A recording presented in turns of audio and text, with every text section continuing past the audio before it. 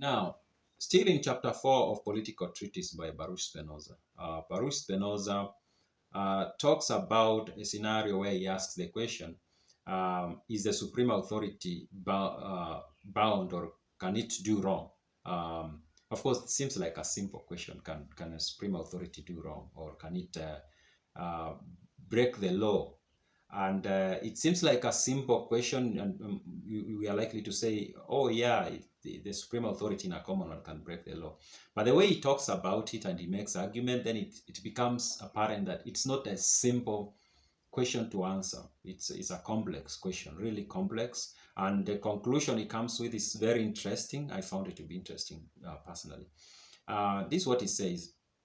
The words law and wrongdoing refer to the laws of a commonwealth and to the general rules which concern all natural things, and especially to the general rules of reason. So he says, when we are trying to talk about, to find an answer to this question as to whether the supreme authority can do wrong or break the law, we have to first understand what are we talking about, what are these laws we are talking about. And he says, we have two sets of laws we need to consider. And the first set of law is the laws of the commonwealth. We can say a constitution, for example, and that's the basic law of a commonwealth. But you need also to talk about the laws of, you can call them natural laws, like things that people expect to be done in a particular way. They might not be written down, but people expect some things to be done in a particular way. We need to consider. There's a reason he brings this up, and it's very interesting when you read further in the chapter. And he says we cannot without qualification say that the Commonwealth is bound by no laws or can do no wrong. We can say that the Commonwealth does wrong when it acts against the dictate of reason. So here is where he starts making an argument that is very, I don't know what words to use to describe it, like it's very complex and very interesting, because he kind of is arguing that we don't say that the supreme authority and even the Commonwealth itself has broken or has done wrong by simply looking at the law. He says it can only be if it is doing wrong when it goes against the dictates of reason. If a state, even if it enacts laws, if those laws are not reasonable, if I may use the word, then it's doing wrong. That's kind of like, and it's going to do more of that. For a commonwealth is the most independent when it acts according to the dictates of reason. When it acts against reason, it fails itself or does wrong. So it's kind of like saying the only way we can measure whether a supreme authority and the commonwealth is doing wrong is whether it's acting in accordance with reason. If it's not acting in accordance with reason, then it's doing wrong. It doesn't matter what the law says. What matters is whether it's acting with reason. And not only reason, because it goes on to say, if the state, the only wrong action that really matters when we consider the actions of a state are those actions that threaten its own existence. And in fact, this argument he also makes in another chapter regarding an individual in the state of nature. He says, in the state of nature, there is no evil or good.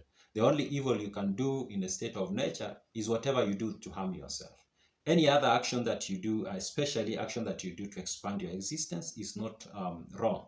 So he kind of now expands this argument to include, to apply it to the existence of a commonwealth or a state, and thus arguing that the state can only do wrong if it's doing something that ends up hurting itself, making its existence difficult. Then anything else doesn't really qualify to be wrong. The Commonwealth then, to maintain its independence, is bound to preserve the causes of fear and reference, otherwise it ceases to be a Commonwealth. We see then in what sense we may say that the Commonwealth is bound by laws and can do wrong. But if by law we understand civil law, and by wrong that which is by civil law forbidden to be done, that is, if these words be taken in the proper sense, we cannot at all say that the Commonwealth is bound by the laws or can do wrong.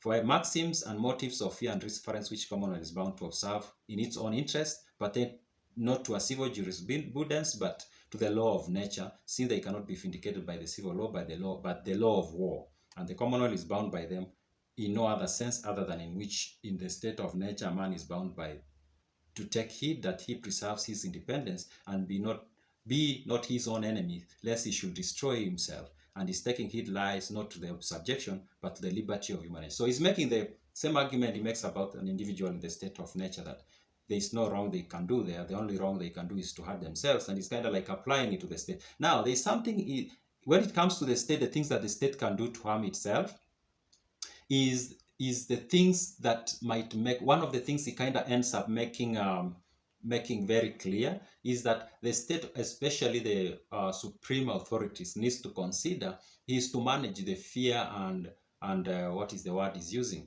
Let me confirm the word he's using, just to be fear and reference of the masses about the state itself and the supreme authorities. So in this chapter, and I'm going to create another video about the concept of fear and reference, he talks about this as a very important component to the survival of the state, that the masses must revere the supreme authorities and they must fear the supreme authorities. If this does not happen, then there is a problem. And he says, even when the state is considering, or the supreme authorities are considering whether to follow a certain law or not, they should consider, does that lead to the masses maintaining their reference and their fear, or does it impact it in any way? Because he also talks about that this fear can easily turn into indignation. That's what he calls it, where now people are like, they stop fearing and they start now fighting these supreme authorities as an enemy, as an evil thing. And those in power need to be very careful about that. They need to